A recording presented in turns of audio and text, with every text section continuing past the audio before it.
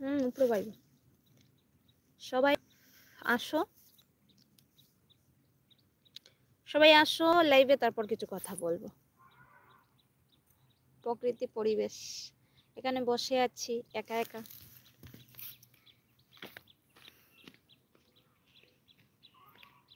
সবাই চলো চলে যাই, চলো চলে যাই বৃন্দাবনে, চলো রে সবাই, সবাই চলো চলে যাই।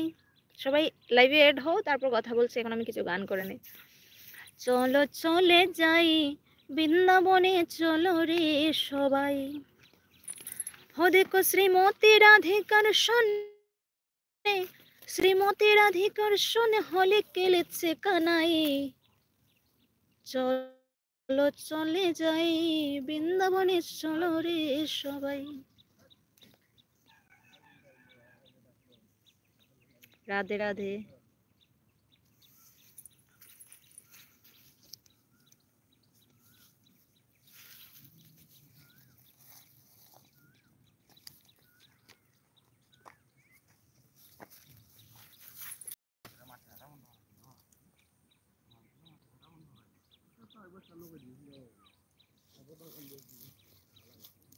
লাইভে একজন অ্যাড হয়েছেন, সবাই অ্যাড হও, তারপর আরো কিছু গান করার চেষ্টা করব। যারা যারা যে গান শোনার রিকোয়েস্ট করবেন, যে গানটা গাওয়ার, আর যদি আমার জানা থাকে তাহলে অবশ্যই চেষ্টা করব। সবাই অ্যাড হও, অনেকদিন পরে আসলাম, যদি পারো অবশ্যই আমার লাইভটা একটু শেয়ার করে দিও। আমারই গান গেয়েছিলাম আর লিখেছিলাম সমজিৎ দা।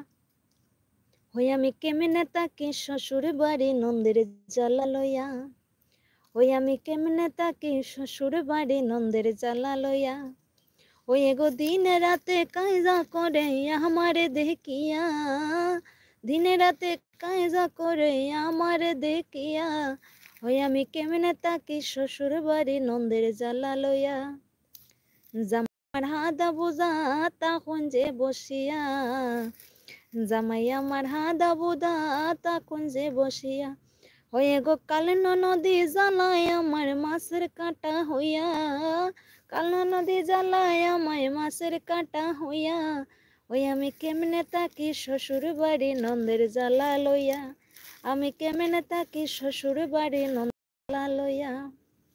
রাধে রাধে, দুজন এড হয়েছেন, তাহলে আমার পরিচয়টা দিয়ে দেই। আমি হলাম মৌসুমী রায়, আর আমার বাড়ি হলো করিমগঞ্জ ডিস্ট্রিক্ট, করিমগঞ্জ থেকে কিছুটা 30 মিনিটের মতো হবে বাড়িগ্রাম, ছোট্ট একটা জায়গা।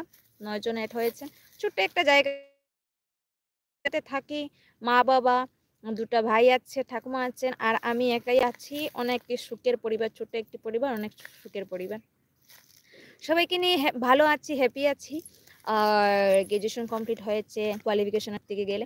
আর তারপর এখন বর্তমানে কীর্তনের লাইনে আছি। কীর্তনটা অনেকে ভালো লাগে। আমার ছোটবেলা থেকে একটাই নেশা, আমার কীর্তন করার নেশা। যেখানে কীর্তন শুনতাম আগে, সেখানে আমি কাঁদতাম মানে ঘর থেকে আমাকে যখন যেতে দিত না আমার ফ্যামিলির মানুষগুলো, আমার ঘরে কেউ কীর্তন করেন না। আর আমার ঘর থেকে একটাই সমস্যা ছিল, আমি যাই করি আপনার দিকে আমি যেতে পারবো না।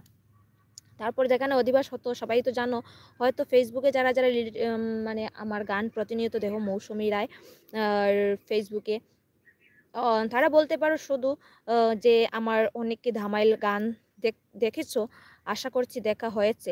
আর যারা যারা এই চ্যানেলে সাবস্ক্রাইবার আছেন, তারাও হয়তো আমার গানগুলো দেখেছেন। আমি ছোটোবেলা থেকেই একটাই নেশা ছিল, আমার গানের নেশা ছিল। অনেক ভালোবাসি ছোটোবেলা থেকে গানগুলো। আর যখন আমাকে যেতে দেওয়া হতো না ঘর থেকে, পুরো রাতে আমি কেঁদে কেঁদে পার করে দিতাম। পুরো রাতটা আমি ঘুমাতে পারতাম না, এত কান্না করতাম।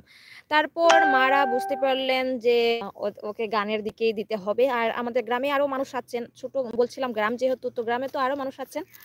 তো সবার একটাই কথা ছিল, দেখো ও যখন এত মানে চেষ্টা করছে গানটা নিয়ে, আর ওকে তো কেউ শিখাচ্ছেন, যাই করছে ও শুনে শুনে করছে। মানে দাদা কাকু যাদেরকে যাই বলি না কেন, হয়তো অল্প অল্প আমাকে আয়ত্ত করেছিলাম ওদের কাছ থেকে। আর তা না হলে আমি মোবাইল থেকে দেখে দেখেই যত পারি তো চেষ্টা করি মোবাইলটা দেখে দেখে। তো সবাই বলা হয়েছিল যে ওকে যাই করো কীর্তন থেকে আলাদা করো না, ওকে কীর্তন করো, সরস্বতীর দান সবাইকে দেওয়া হয় না, যেহেতু মা সরস্বতী ওকে দান করেছেন তাহলে ওকে যেতে দাও। আমার বয়স যখন 4 বছর তখনই আমি গ্রামে তো ধামাইল হয় অধিবাসে, তখন থেকে আমার পিসিদের সাথে যেতাম, গিয়ে আমি ধামাইল করতাম। যখন পিসিরা ছিল, এখন তো পিসিরা সবার বিয়ে হয়ে গেছে, 4 জন পিসি ছিলেন, সবার বিয়ে হয়ে গেছে, এখন তো আর নেই। যখন ছিলেন তখন ওরা আমাকে নিয়ে যেতে, ছোটোবেলা থেকেই আমি একটু গান করতাম, এখনও তো একটা ধামাইল টিম করে নিয়েছি। অনেক কষ্ট হয়েছিল যখন ধামাইল টিমটা ছিল না, নেশা ছিল গানের দিকে। আর এখন এর যা পরিবেশ, ছেলেরা যা উল্টাপাল্টা করে, প্রত্যেককে বলছি না, কয়েকজনের জন্য পুরো দেখেন পুরো ছেলে সমাজটাই খারাপ হয়ে যায়, আর মেয়ে কয়েকজনের জন্য পুরো মেয়ে সমাজটা খারাপ হয়ে যায়। তারপর এত উল্টাপাল্টা করতো, তারপর আমার নিজেরই ইচ্ছে হলো একটা ছোট ধামার যদি টিম করতে পারি তাহলে তো ভালো হবে পুরো মেয়ে দিয়ে। তার জন্য আমার ধামাইল টিমের নাম হলো মৌসুমী ধামাইল টিম। এই চ্যানেলের নামটা রেখেছিলাম আমার এই ধামাইল টিম থেকে, মৌসুমী ধামাইল টিম। সেখানে পুরো মেয়ে আছে, 10-12 জন আছেন। তো প্রত্যেককে নেওয়া হয় না, যতজন যে জায়গাতে প্রয়োজন সেখানে ততজন নেই। আর পুরো ব্যান্ড সহকারে আমি বাংলাদেশের শান্তা দিদির ধামাইল গানটা অনেক পছন্দ করি। ওনার গানটা আমি অনেক চেষ্টা করি গাওয়ার জন্য। উনি যেভাবে গান করেন অনেকই আমার ভালো লাগে এই ধারাবাহিকতা। আর বাংলাদেশে কি বলবো, একটাই আমার, যদি পারি ভবিষ্যতে প্রপারলি যেতে, কয়েকদিন আগে আমি গিয়ে এসেছিলাম, সেটা তো শিবরাত্রির জন্য আমাদের ইন্ডিয়া থেকে বাংলাদেশ যাওয়ার গেটটা খুলে দেওয়া হয়েছিল। আমি ফেসবুকে স্টোরি দিয়েছিলাম, গেটটা খুলে দেওয়া হয়েছিল, তাই একদিনের জন্য দেওয়া হয়েছিল। আমরা তো দূরে যাইনি, আমরা যেহেতু পুজো দেওয়ার জন্য গিয়েছিলাম, আমাদের কাছে কোনো ডকুমেন্টস ছিল না, আমরা যেহেতু পুজো দেওয়ার জন্য গিয়েছিলাম, তার জন্য আমরা শুধু মন্দিরেই প্রবেশ করেছিলাম। মন্দিরে প্রবেশ করে শুধু বাবাকে পুজো দিলাম, তারপর আবার চলে আসলাম। যাচ্ছি, পুজো দিয়ে আমরা চলে আসছিলাম। আর আমরা তো প্রপারলি পুরো জায়গাতে, ঢাকা শহর বলো, হবিগঞ্জ বলো, এখানে তো অনেক জায়গা আছে, সেই জায়গাতে তো আমাদের যাওয়া হয়নি। যদি যাই তাহলে অবশ্যই আমি শান্তা দিদির সাথে দেখা করতে চাই। এখানে আরও কণ্ঠশিল্পী আছেন, ওনারা অসম্ভব সুন্দর গান করেন। আমাদের ইন্ডিয়াতেও আছেন, কিন্তু মানে ধামাইল গানের যে ধারাবাহিকতা, ধামাইল গানের যে মাধুর্যতা, যে ভালোবাসাটা, সেটাই শুধু বাংলাদেশেই প্রকাশ পায়। অন্যান্য গান আমাদের ইন্ডিয়াতে যদিও প্রকাশ পায়, অনেকে ভালো লাগে, হিন্দি গান বলো, সবকিছুই গান বলো আমাদের ইন্ডিয়াতে হ্যাঁ অনেক ভালো। কিন্তু এই ধামাইল গানটা শুধু আমি বুঝি বাংলাদেশটাই এত মানে মন থেকে গাওয়ার চেষ্টা করে, অনেক ভালো লাগে। তো সবকিছু আজকে বললাম। আর যারা যারা চ্যানেলে নতুন, প্লিজ চ্যানেলটা সাবস্ক্রাইব করে দিয়ে আমার পাশে থাকবেন।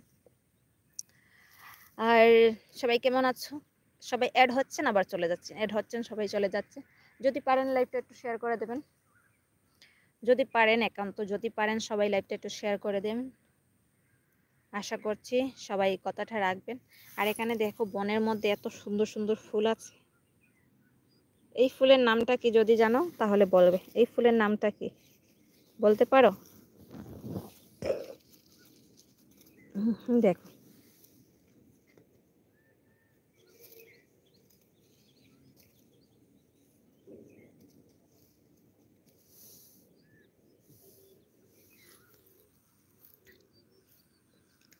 বসে আছি একা একা, এখানে বসে আছি, ভালো লাগছে।